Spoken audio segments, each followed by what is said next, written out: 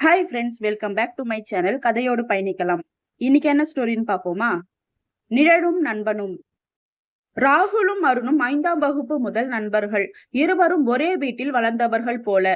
ராகுல் பேசாத சுபாவம். ஒரு கவிதை எழுதுவதோ வீணை வாசிப்பதோ தான் பொழுதுபோக்கு. அருண் அதற்கு எதிர்மறை. வகுப்பு தலைவர், கிரிக்கெட் கேப்டன், எப்பொழுதும் சுறுசுறுப்பான ஆளுமை.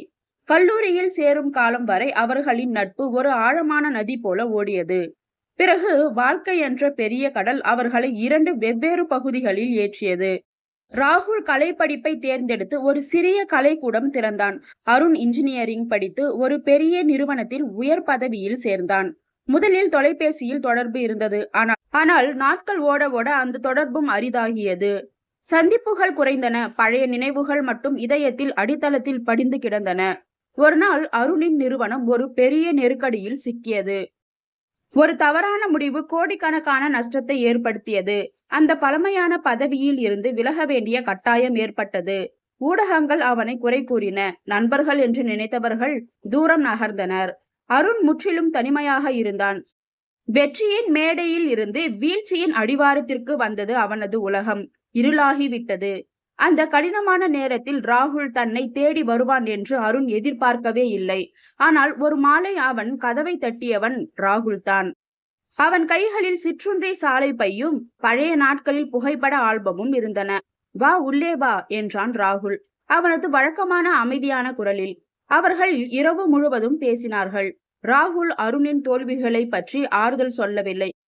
மாறாக அவன் பழைய நினைவுகளை எடுத்துரைத்தான்.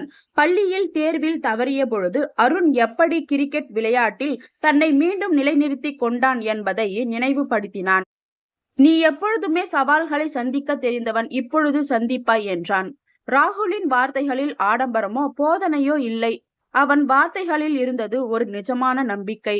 அந்த இரவு அருணுக்கு ஒரு புதிய பலம் கிடைத்தது. ஒரு நண்பன் அவனது வெற்றியை கொண்டாடாத போதும் தோல்வியில் அவனை கைவிடாமல் இருப்பான் என்பதை உணர்ந்தான். சில மாதங்களுக்கு பிறகு அருண் ஒரு புதிய முயற்சியை தொடங்கினான். இந்த முறை அவனுடைய தொழில்நுட்ப அறிவையும் ராகுலின் படைப்பாற்றலையும் இணைத்து ஒரு புதிய நிறுவனம் ஆரம்பித்தார்கள். அவர்களின் நட்பு இருள் கிழியும் வைகறை பொழுதை போல புதிய ஒளியை பெற்றது. அந்த நட்பு ஒளியின் கவிதைகளில் இல்லை, ஆனால் வாழ்க்கையின் பலத்த சத்தத்தில் கூட கேட்கக்கூடிய அமைதியான உறுதியான ஒளியாக இருந்தது. ஒரு நண்பனின் குரல் என்றென்றும் நீங்காத இனிய கரமாக மாறியது. இதே போல சூப்பரான ஸ்டோரிஸ் கேட்கணுமா? அப்ப என்னோட சேனலை சப்ஸ்கிரைப் பண்ணிக்கோங்க. அடுத்த ஸ்டோரியில சந்திக்கலாம். பாய்.